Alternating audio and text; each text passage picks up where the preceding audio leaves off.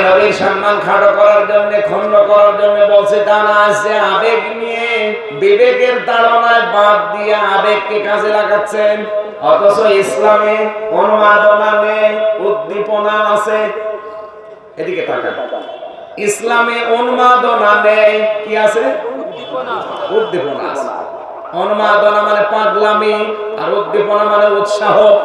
আপনাকে উৎসাহ আমি দিতে পারি, কিন্তু উন্মাদনা সৃষ্টি করে বোমাবাজি করার মাধ্যমে ইসলামকে কলঙ্কিত করতে পারি না। আর উন্মাদনা তৈরি করে জঙ্গিবাদ বানাচ্ছে, উন্মাদনা তৈরি করে আমাদেরকে আজ লেবাস গুলো ওরা নিজেরা পরিধান করে বানিয়ে দিয়েছে টেররিস্ট। আমি আবার বলছি, শব্দ খুব কঠিন। ইসলামে উন্মাদনার স্থান নেই, আছে উদ্দীপনা। আল্লাহ আমাদেরকে বোঝার তৌফিক দেন, জোরে বলেন আমিন।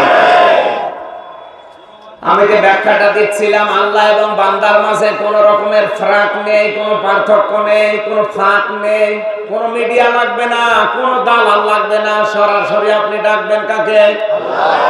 কাকে? ক্বালা রাব্বুকুম উদউনি আস্তাজিব লাকুম। আমাকে ডাকো, আমি ডাকের সাড়া দেব। ইন্নাল্লাযীনা ইস্তাকবিরুনা আন ইবাদাতি সায়াদখুলুনা জাহান্নামা দাখিরিন। নিশ্চয় যারা আমার ইবাদত থেকে অহংকার করে মুখ ফিরিয়ে নেবে, অতি শীঘ্রই তাদেরকে লাঞ্ছিত করে জাহান্নামে প্রবেশ করাবো। বলে নাউজুবিল্লাহ। এখানে শব্দের দিকে খেয়াল করেন তো, আল্লাহ কিন্তু ইবাদত নাকি ডাক। আকালা রাব্বুকুম উদউনি আস্তাজিব লাকুম। দোয়া করা নিয়ে শুরু করেছিলেন আয়াতটা, যে আমার কাছে দোয়া করো, আমাকে ডাকো। হঠাৎ করে আল্লাহ দোয়ার কথা বাদ দিয়ে ইবাদত লাগিয়ে দিলেন কেন? মুফাসসিরিন ইকরাম লিখেছেন দোয়াটা ইবাদত। সুবহানাল্লাহ বলছে, দোয়া করা কি ইবাদত। অথচ আজ দোয়া নিয়ে বাংলাদেশ আর ভারতে কি চলছে আপনি দেখেন। কেউ বলছে হাত তুলে মোনাজাত দোয়া করা যাবে না, হারাম, বেদাত। কেউ বলছে আল্লাহু আকবার বলে শেষ, এই হাত তোলার কোনো বিধান নেই। কেউ বলছে না, তুলতে হবে। আপনাকে দোয়া করা লাগবে, এটা হাত তুলে করেন না ছেড়ে দিয়ে করেন, কিন্তু করা লাগবে। আপনি দোয়া থেকে যদি কেউ মাহরুম হতে চায়, বলেন না আমি করব না, অহংকার করে, তাকে আল্লাহ লাঞ্ছিত অবস্থায় জাহান্নামে ফেলবে, এই সিদ্ধান্ত নিয়েছে। এজন্য আপনাকে দোয়া করা লাগবে। নামাজ শুরু হবে আল্লাহু আকবার দিয়ে, নামাজ শেষ হবে সালাম দিয়ে। এরপরে যা করবেন ওটা আপনার ব্যক্তিগত আমল। আপনি এখন হাত তুলে করবেন না হাত ছেড়ে দিয়ে করবেন, ওটা আর ইসলামের ভেতরে নেই। আমি বোঝাতে পারিনি মনে হয়। নামাজ শুরু হবে কি দিয়ে? নামাজ শেষ হবে কি দিয়ে? শেষ। এখন যদি আপনি মোনাজাত করেন, আমি নিষেধ করছি না, কারণ ওটা নামাজের ভেতরের অংশ না। কেউ যদি এই চিন্তা করেন মোনাজাত না করলে নামাজ হবেই না, তাহলে আপনার নামাজ আসলে হবে না, কারণ এটা তো নামাজের অংশ না। নামাজের ফরজ 13টা, ওয়াজিব 14টা। যদি এইটাকে আদায় করতে পারে তার নামাজ হবে। বাকি যদি সোনায় সোহাগা বানাতে চান, তাহলে সুন্নত, নফল, মুস্তাহাব, মুবাহ যা আছে সবগুলো আদায় করে সোনায় সোহাগা হবে। ইসলামের যত ইবাদত সব কিছুর মৌলিক বিষয় আল্লাহ আলাদা করে রেখেছে। কোরআনে আল্লাহ ইসলামের মৌলিক বিষয় দিয়েছেন 500, যেগুলো ফরজ বিধান। কত? বলেন না কেন? 500 আল্লাহ বিধান দিয়েছেন কোরআনে। আর প্রতিটি বিধানের আলাদা কিছু ফরজ আলাদা করা আছে, মৌলিক বিষয় যেটা। যেমন নামাজের মৌলিক বিষয় 13টা, ফরজ যেটা কয়টা? বলেন না কেন? যাকাতের মৌলিক বিষয় আলাদা আল্লাহ করেছেন। হজের মৌলিক বিষয় আল্লাহ আলাদা করে দিয়েছেন 3টা।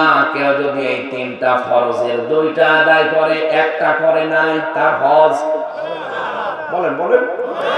নামাজের 13টা ফরজের 12টা আদায় করেছে, একটা করে নাই, ওর নামাজ সওয়াব কেন? আপনি যে 12টা করলেন,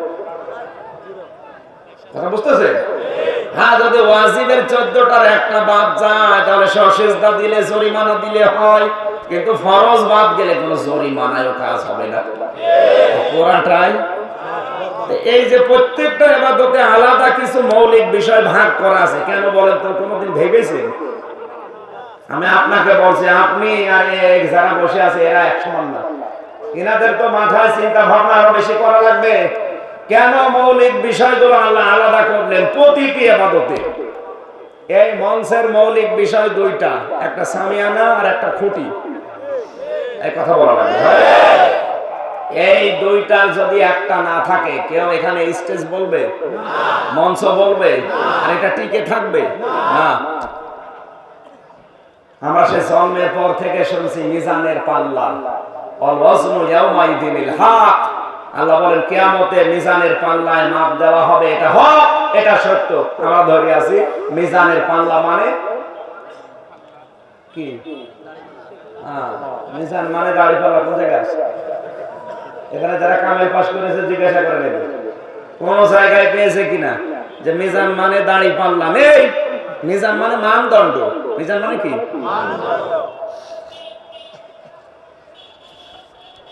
একটু চিন্তা করেন, এই কনসেপ্ট গুলো শুধুমাত্র ক্লিয়ার না হওয়ার কারণে মানুষ আজ অনলাইন ছাড়তে পারে না। মনে করে মিজানের পাল্লা মানে দাড়ি পাল্লা, কিয়ামতে 5 কেজি গোনা তুলে দেবে আর 5 কেজি সওয়াব তুলে দেবে, যেদিকে ভার হবে জান্নাতে চলে যাবে। বিষয়টা তো আর এইটা না। যারা জেনারেল মানুষ আছে একটু বলেন তো, প্রত্যেকটা জিনিস মাপের একক আছে। কেউ যদি বলে যে এই স্টেজ আপনি একটা মাপ দিয়ে দেন, তাহলে এটা কি দাড়ি পাল্লায় তুলে দেবেন? কিভাবে মাপবেন? এর জন্য ফিতা লাগবে, গজ লাগবে, মিটার লাগবে, দড়ি লাগবে। এক কথা বলে না, আপনি আমার মিটার এনে দেন, গজ এনে দেন, আমি মাপ দিয়ে বলতে পারবো যে এটা অন্তত 2 বিঘা বা 5 বিঘা জমির উপরে এই স্টেজটা, ঠিক আছে?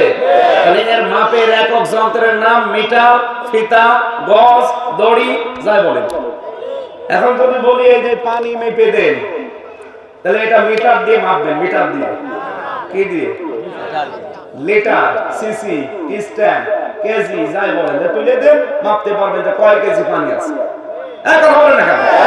কিয়ামতের দিন আল্লাহ আপনার মাপ দেবে আমল। কি মাপবে? বলেন না কেন? আমল মানে এই নেক কাজ কে বললো? আমল মানে কাজ। আমল মানে কি? তাহলে কিয়ামতে আল্লাহ আপনার কাজ মাপ দেবে। কাজ মাপতে হয় দাড়ি পাল্লা দিয়ে, যে 5 কেজি কাজ। আমি গতানুগতিক কথা বলি না, 5 মিনিট কথা শোনেন, আপনার অন্তত চিন্তার জগতে যেন ঝড় ওঠে। কিয়ামতের ময়দানে আল্লাহ কাজ মাপবে দাড়ি পাল্লা দিয়ে। এ কোনো পাগলও বিশ্বাস করবে? তো মেলে না, কমন সেন্সের সাথে মেলে না, বাস্তবেও মেলে না। নাকি কি মনে হয় বলেন? সারা জন্মের পর থেকে শুনছেন না যে কিয়ামতে দাড়ি পাল্লা এনে আল্লাহ মিজানের পাল্লায় মাপ দেবে? কাজ মাপে কি দিয়ে? আমল মাপবে। আমল মানে কাজ মাপে কি? 5 কেজি 10 কেজি কাজ তুলে দিলাম, এভাবে মাপা যায়? কিভাবে মাপে? কাজ মাপতে হলে গুরুত্ব লাগে। কি লাগে? কথা বুঝতেছে? আমি যদি এই মাওলানাকে বলি, মাওলানা তো নাকি এনারা যদি বলি যে ভাই আপনি আমার কুষ্টিয়া যে এই কাজগুলো করে আসে, অমুক অমুককে টাকা দিয়ে আসবে, এখন উনি এই কাজটা করেছে কিনা আমি কি দেখবো যে উনি আমার কথায় গুরুত্ব দিল কিনা? আমি যে মৌলিক বিষয় বলেছিলাম, ওখানে যাওয়া আসা, 3 জনকে টাকা দেওয়া, এগুলো মৌলিক বিষয় ছিল। উনি ওখানে না যাই এখান থেকে মোবাইলে প্রেমিকার সাথে গল্প করে করে আমার বলছে সব শেষ। ওনার গুরুত্ব আমার কাছে থাকবে? আমি যদি জানতে পারি যে প্রেমিকার সাথে গল্প করছে, আমার টাকা সব শেষ, আর যাদের টাকা দেওয়ার কথা একটাও দেয়নি, ওনার চাকরি আর থাকবে? যেখানে তুলে দেওয়ার কথা ছিল ওখানে আর দেব? তো ওনার এই কাজটা আমি মাপলাম কি দাড়ি পাল্লা দিয়ে না গুরুত্ব দিয়ে? আপনার এতটুকু মাথায় আসে না কোন কারণে? আপনার জীবনের মৌলিক কোন বিষয় যদি বাদ চলে যায়, আর অমৌলিক আপনি হাজার হাজার করেছেন। এই স্টেজের অমৌলিক কি আছে? এই যে এই মাইক, এই তেলে, এই যে পানির বোতলটা, এরপরে টিস্যু পেপার, এই টেবিল, এই যে আলো জ্বলছে, ফুল ফুল টাঙানো আছে, এগুলো কি মৌলিক না অমৌলিক? না থাকলেও স্টেজ হবে, কিন্তু সামিয়ানা আর খুঁটি না থাকলে স্টেজ হবে না।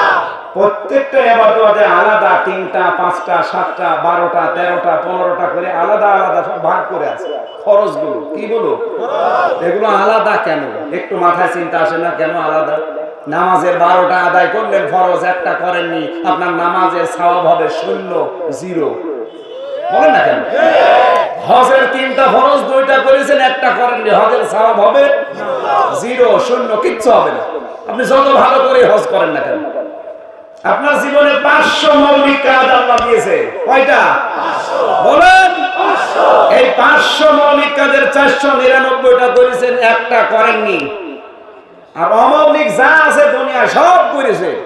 আপনার কিয়ামতে যখন আল্লাহ মাপ দেবে, দেখবে জিরো, কারণ এ তো মৌলিক বিষয় নেই। প্রতিটি ফরজ থেকে আল্লাহ এই শিক্ষাটা দিতে চায়। যখন নামাজের ফরজ বলা হয় 13টা, ভেতরে 6টা, বাইরে 7টা। কথা বললেন না কেন? নামাজের ফরজ 13টা, ভেতরে বেশি না বাইরে বেশি? বাইরে বেশি যেটা, ওইটার নাম কি? শরীর পাক। কি পাক? শরীর পাক। শরীর মানে কি 3.5 হাত বডি শুধু না?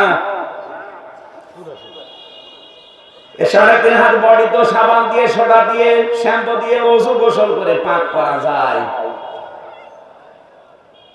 আপনি সুন্দর করে গোসল করে পাক সাফ হয়ে মসজিদে যাচ্ছেন সুনামগঞ্জে, হঠাৎ করে তাকিয়ে দেখলেন রাস্তার পাশে একজন বেপরদা মহিলা দাঁড়িয়ে আছে, মাথায় কোনো কাপড় নেই, বুকে কোনো ওড়না নেই, পিঠ মনে হচ্ছে ফুটবল খেলার মাঠ, দাঁড়িয়ে আছে শাবনূরের মতো। আপনি দেখলেন না, বললেন নাউজুবিল্লাহ, চলে গেলেন মসজিদে, নামাজে দাঁড়ালেন, আল্লাহু আকবার, আলহামদুলিল্লাহি রাব্বিল আলামিন, আর রহমানির রহিম। আর মাঝে মাঝে আপনার মনে হবে, আল্লাহ আমি কি দেখলাম? কি মনে হবে? এই স্বাভাবিক বিষয়, কারণ আপনি কি দেখে আসলেন? আপনি এদিকে পড়ছেন কিন্তু আলহামদুলিল্লাহি রাব্বিল আলামিন, আর মাঝে মাঝে মনে কি দেখলাম? এই যে আমি কি দেখলাম, তার মানে শাবনূরকে আপনি দেখে এসেছিলেন রাস্তায়। আপনার নামাজ তো হচ্ছে নাকি? নামাজ শেষ হয়ে গেছে। এখন শাবনূরকে আপনি মেরে ফেলবেন, তাকে পাক করা লাগবে না? তাকে পাক করতে হলে কি দেওয়া লাগবে? পর্দা। বলেন না কেন? হ্যাঁ, পর্দা দেওয়া লাগবে। আর এই পর্দা তো দেবে আমির হামজা। কে দেবে? পর্দার দায়িত্বে আছে, সর্বোচ্চ দায়িত্ব আছে রাষ্ট্র, এরপরে ওর মা বাবা, ওর গার্জিয়ান, ওর স্বামী, ওর বড় ভাই।